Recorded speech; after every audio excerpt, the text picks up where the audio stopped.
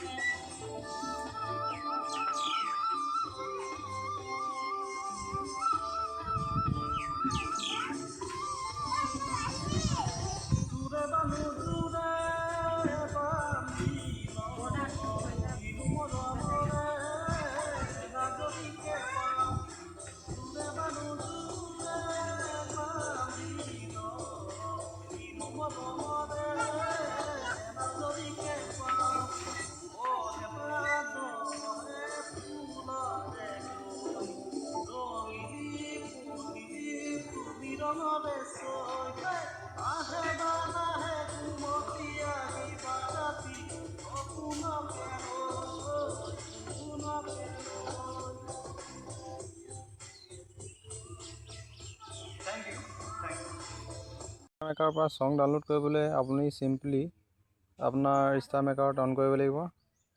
Star মেকাৰটো মই on কৰি লৈছোঁ।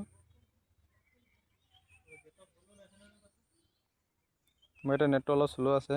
ষ্টাৰ মেকাৰটো অন কৰাৰ পাছতে আপুনি চিম্পলি ইয়াতে মি অপশ্যনটো আছে।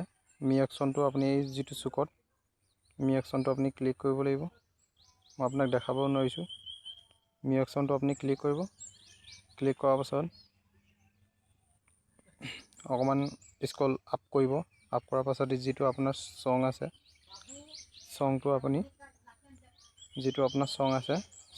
আপুনি প্লে কৰিব। প্লে কৰাৰ পাছতে মই অফ কৰি দিছোঁ।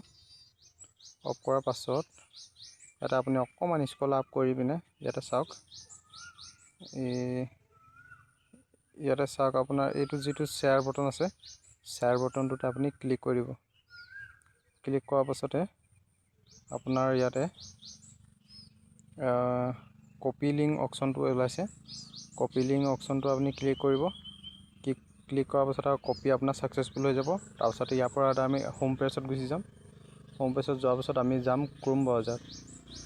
ক্ৰোম ব্ৰাউজাৰত যোৱাৰ পাছতে চাৰ্চ বাৰত আমি চাৰ্চ কৰিম star maker song download. STAR star maker আহি গ'ল। ষ্টাৰ মেকাৰ ছং ডাউনলোড আহি গ'ল। ইয়াতে আমি চাৰ্চ কৰিলোঁ। চাৰ্চ কৰাৰ পাছতে যিটো আপোনাৰ নাম্বাৰ 1 অপশ্যনটো আহিছে, এই অপশ্যনটো আপুনি ক্লিক কৰি দিব। ক্লিক কৰাৰ পাছতে আপোনাৰ ইয়াতে যিটো আপোনাৰ এণ্টাৰ মেকাৰ URL ইয়াতে আপুনি ক্লিক কৰিব লাগিব। লং প্ৰেছ কৰি ধৰিব। প্ৰেছ কৰা ধৰাৰ পাছত ইয়াতে যিটো পেজ অপশ্যন আহিছে প্ৰেছ কৰি পিনে আপুনি ছাবমিটত ক্লিক কৰি দিব। ক্লিক কৰাৰ পাছতে অকণমান সময় পাছতে আপোনাৰ চংটো ইয়াতে আহি যাব। এইটো হয় যিটো আমি গান গাইছিলোঁ, এই চংটো এইটো হয় যিটো গান গাইছিলোঁ আমি, এইটো ইয়াতে আহি গ'ল। তাৰ পাছতে আমি কি কৰিম, ইয়াতে যিটো আই বটন আছে আইটোত ক্লিক কৰিম। ক্লিক কৰাৰ পাছত এটা ডাউনলোড ওলাই আছে। ডাউনলোড ওলোৱাৰ পাছত আমি চংটো ডাউনলোড কৰিব পাৰোঁ। সেইটো ক্লিক কৰি দিয়াৰ পাছতে আপোনাৰ 2 ছেকেণ্ড 3 ছেকেণ্ডৰ ভিতৰত আপোনাৰ চংটো ডাউনলোড হৈ যাব। থেংকছ।